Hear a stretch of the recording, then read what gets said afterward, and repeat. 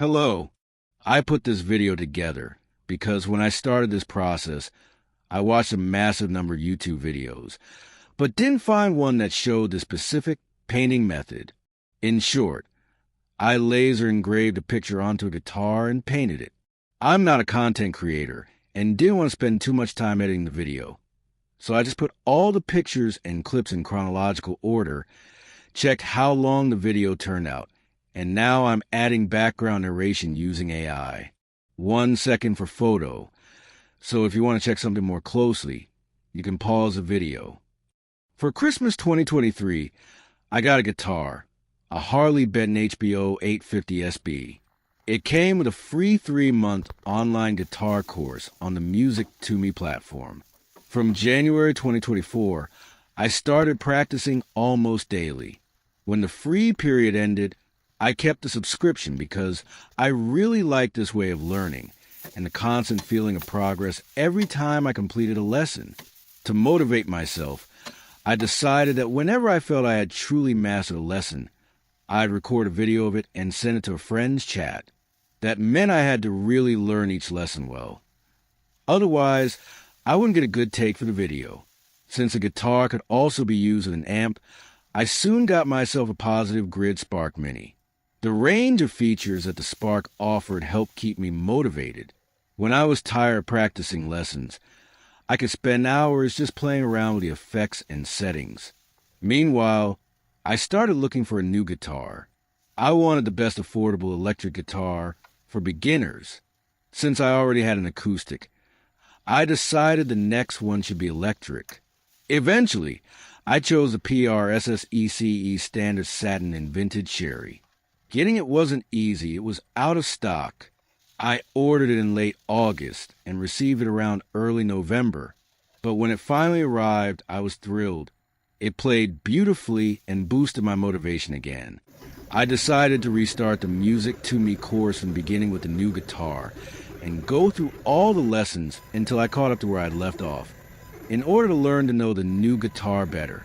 Since I had recently practiced them, it went quite fast. During all this, I struggled with rhythm and smooth right-hand movement.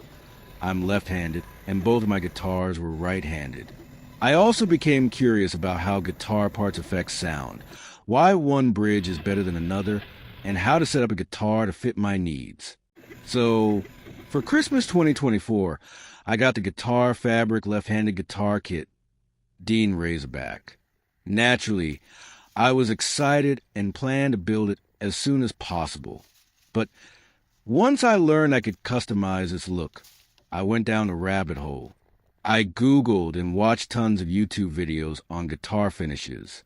Since it's a uniquely shaped guitar, I wanted a distinctive design. A former classmate lent me his small laser engraver, and I decided to engrave an image on it. This kicked off a long learning process: how to use a laser and what to engrave. The guitar body didn't fit entirely into the laser, so I had to engrave it in multiple sections. I couldn't find a guide for this kind of project. Laser engraver used, Long Array 510W. Design software, Lightburn. The nice thing about Lightburn was the abundance of tutorials, so I learned quickly. It also offers a free trial, which was enough for me. To ensure alignment and avoid wasting time engraving air, I needed a mask of the guitar body shape. I first tried taking a photo from above and creating a mask in Photoshop.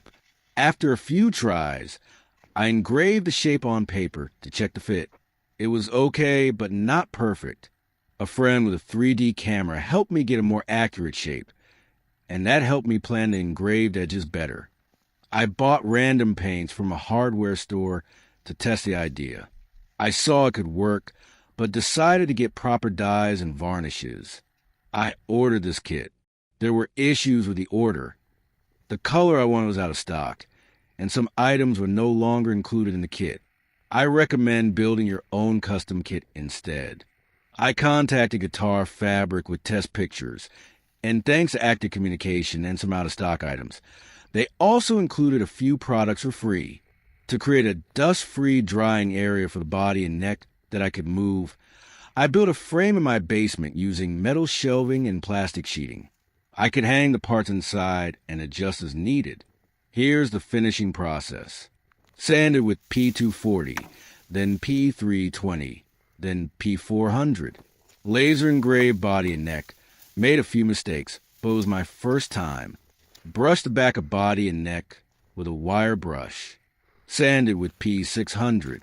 Dyed everything black using a microfiber cloth. Brushed on 3 thin coats of sealer. Masked areas that should stay fully black. Mixed grain filler with red dye and applied with a rubber spatula. Sanded with progressively finer papers. Removed masking and applied another coat of sealer. Should have done more coats. Sanding between them. Applied lacquer in multiple coats, sanding between each. Started well, but I panicked and tried thicker coats. Each attempt made it worse. I eventually learned I should have kept using the brush with very thin layers. I went back to thin coats and sanded in between with P400 to P2500. Let it dry indoors for a week. Polishing. Sanded from P600 to P2500. Polished with RF3, RF5, and RF7 compounds. Final steps. Shielded cavities with copper tape. Drilled holes for screws. Attached neck. Installed hardware. Strung the guitar. Accidentally strung it like a right-handed one at first. Tried to set up. Realized frets needed leveling. Started learning to play left-handed. Took the guitar to a luthier for a fret leveling and a proper setup. So, at the moment the luthier has the guitar, I'm making this video right now because I can't practice, and putting this together seemed to be the next best thing. While putting this video together, I realized I don't have any photos of the actually finished guitar after taking off the tapes and so on. So I'm probably going to add some new pictures at some point. After I get the guitar back, of course.